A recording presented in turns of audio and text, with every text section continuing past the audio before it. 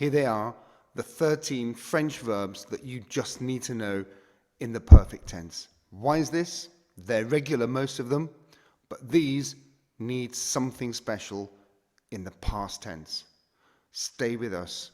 These are ETRE verbs.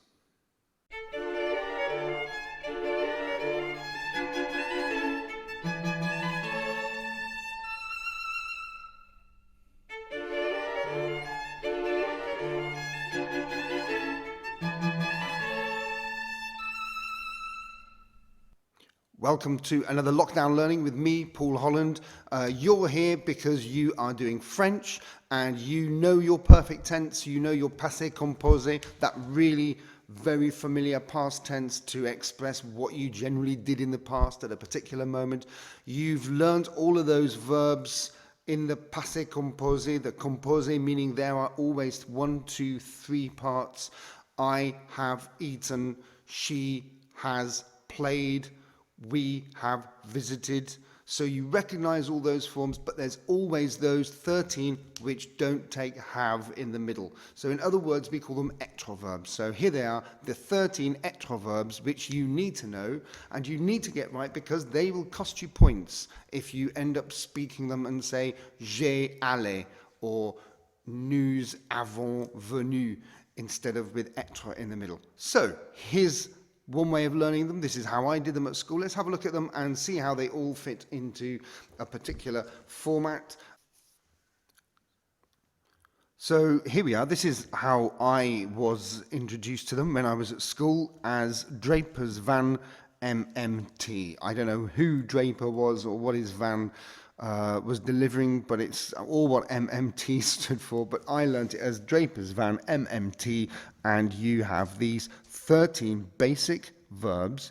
And looking down the list, what's interesting about them is that they are actually most of them quite regular. Descendre is an RE verb, so it goes to descendu. Retourner is an ER verb, so it goes to retourner as a past participle. Even aller, which you know is not that regular normally in the past tense, it's je suis allé, it's got an E with an acute accent on the end. Partir has IR at the end of it, it's an IR verb, so it goes to parti. So most of them are actually fairly regular, fairly manageable. There's a couple of awkward ones. Venir doesn't go to venir, it goes to venu. And there are these two here, naître and mourir, which are completely irregular, né and mort. So what have all these verbs in common? Well, they are all to do with movement or transition from one state to another, generally with the exception, weirdly, of rester, which means to stay. That's a fool's friend. It doesn't mean to rest, it means to stay. The rest of them are all about going from one place or situation to another, including, of course, birth and death. So another way to learn them is visually, and I remember that in Tricolor books there's a very basic drawing of a castle with soldiers running up and down and going around the castle. This is a picture that I produced for a school where I worked once, and I had fun making it and making all the cats move in some way or making the birds come out of somewhere. All of them have got some sort of movement involved, and I think somewhere, if you look carefully enough, you will find all 13 verbs represented here somehow, hopefully. So let's have a look at how they actually work in real life when you're using French. Instead of using the auxiliary avoir in the middle, which is the most logical for an English speaker, because we say I have arrived, I have climbed, she has died. In French, you have to use ETRE, and it's as straightforward as that. Use ETRE in the present tense. So here are the 6 forms of ETRE in the present tense, which I'm sure you know very well, and you have to insert one of those into the middle of the construction, and then you've got it. However, now this is where you could lose valuable points in your written French, because although what I'm about to mention is not very often heard when you're speaking it, In written French, you have to remember to agree the past participle. This is almost because the past participle has become like an adjective. That's how my teacher explained it to me years ago when I was learning this. He said, because you've used être in the middle, it's almost as if you're now describing the state that the person is in. So you must think that if you're saying she has returned, elle est retournée, you put an extra e on the end of retournée because you're describing her now as having returned. If that helps, that's certainly one way of thinking of it. The point is, of course, as you just heard just now, you don't hear it most of the time. Je suis allé could be a girl talking, it could be a boy talking. Nous sommes allés, well, obviously, you can hear that you've got nous sommes, so it must be we have gone somewhere, but you don't really hear that extra S on the end of aller, do you? And even if it's a load of girls saying we have gone somewhere, you certainly don't hear that extra ES. So typically with French, you don't always hear these differences,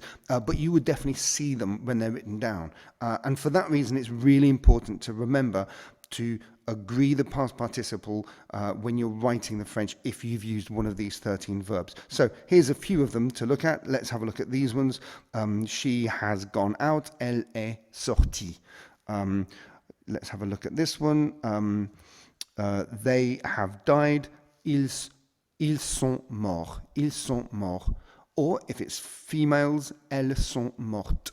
And there you do hear the difference because that T at the end is made audible by the ES at the end because you've added an E. That would happen anyway, wouldn't it, with a French word? So that's a good example of one where you do hear it. You will have noticed from the list as well that there are a couple of extra verbs slipped into this list. Entrer, if you put an R on the front of it, becomes rentrer. And venir gives you a couple of interesting extra verbs. Revenir, to come back, and devenir, to become something. That's a really useful one. She became a teacher. Elle est devenue prof. So here's the final table for looking at how these things work. And I've put some of them as je, and some of them as he or she, some of them as nous, but of course you can use all of them, can't you, in all four forms: the masculine singular, the feminine singular, the masculine plural, and the feminine plural. And once you've learnt these 13 plus the extra few verbs, you're in a position to form the pluperfect tense as well. And the pluperfect tense, as you may know, just pushes everything back into a more distant past. And for that, instead of using the present tense of être as the auxiliary, you're using the imperfect tense, the imperfect tense. So it sounds, again, very similar most of the way through. J'étais venu. Tu étais resté, elle était arrivée, nous étions montés, vous étiez tombés, and ils étaient descendus. The pluperfect, remember, is the tense that refers to an action that's even further back in the past, referring to something that happened before something else happened. We use it a lot more than you realize all the time, but it's difficult to remember to use it when you're using a foreign language, but it's quite fun to try and put a couple in. Before I came to Paris, I had never stayed in such a big hotel. Avant de visiter Paris, je n'étais jamais resté dans un tel hôtel, for example. Okay? That's the sort of way that you can use these 13 verbs in a slightly more interesting manner to get you those extra points. And one final thing, which of course will throw a spanner into the works for this entire video, and that is that despite my telling you that there are only 13 or so verbs to take être, of course, this is completely ignoring the hundreds and hundreds of reflexive verbs. If you have a reflexive verb, they automatically take ETRE as well. Let's just have a look at a couple of them. Here we go. I got up at 7 o'clock this morning. Je me suis réveillé à 7 heures ce matin. So it wouldn't be je m'ai réveillé, okay? We got by, we managed. Se débrouiller is to manage, to cope. We managed would be nous nous sommes, not avons, nous nous sommes débrouillés. So there, that's a whole load of extra ones. If you use any of those, you automatically use ETRE. Je me suis douché. Elle s'est couchée. And of course, because they take ETRE, they must also agree at the end of the past participle. And that's ETRE verbs. Hope that has managed to clear up some of the mysteries of those 13 verbs.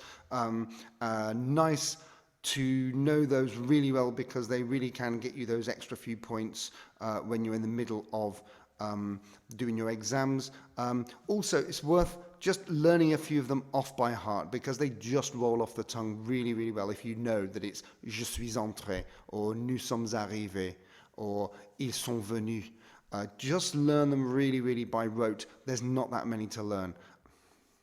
If that was useful for you, then please subscribe. That would be fantastic. Thank you very much, and look forward to seeing you in another video. Check out some of my other playlists that might be useful for your studies. In the meantime, good luck and see you next time. Bye-bye.